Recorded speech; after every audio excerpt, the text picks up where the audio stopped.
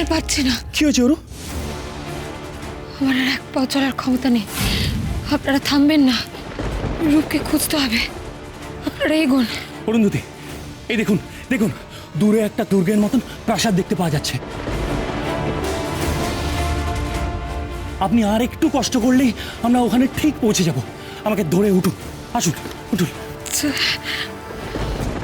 না, আমার আর ওঠার ক্ষমতা নেই। জলের তেষ্টায় ছাতি ফেটে যাচ্ছে, আমি আর পারছি না। না অরুন্ধতী, আমরা তোমাকে একা ফেলে কোথাও যাব না।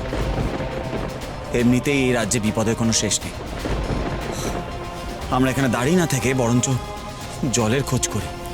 কোথাও না কোথাও নিশ্চয়ই পেয়ে যাব। এক কাজ করি, আমি যাচ্ছি। অভিরাজ, তুমি অরুন্ধতির কাছে থাকো। হ্যাঁ।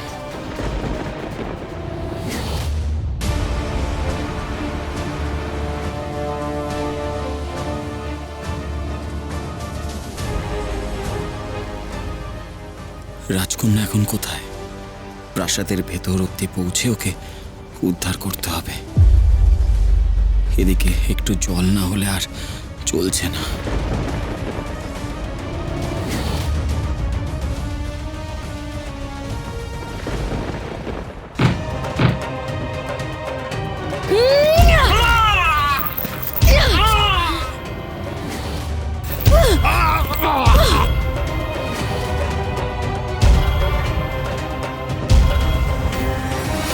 এই এই এই দিদি, আমাদের মারছেন কেন? অন্যকে আঘাত করলে কেমন যন্ত্রণা হয় দেখ। এইবার তোদের দেখাবো মজা।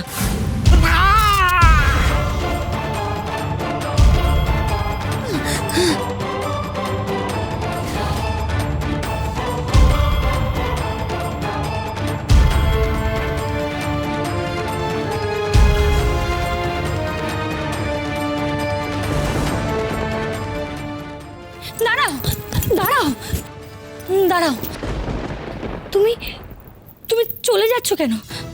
তুমি তো জল নিতে এসেছিলে। হ্যাঁ, ভয় পেও না, আমি তোমাকে সাহায্য করব। তুমি ভয় পেও না। তুমি আমাকে ক্ষমা করে দিও। তুমি আমাকে সাহায্য করেছো আর আমি তোমাকে আঘাত করেছি। না না, এতে তোমার কোনো দোষ নেই। তুমি তো ধরা পড়ার ভয় যা করার করেছো, কিন্তু তুমি তো জানতে তুমি ধরা পড়ে যাবে, তুমি তাও এলে।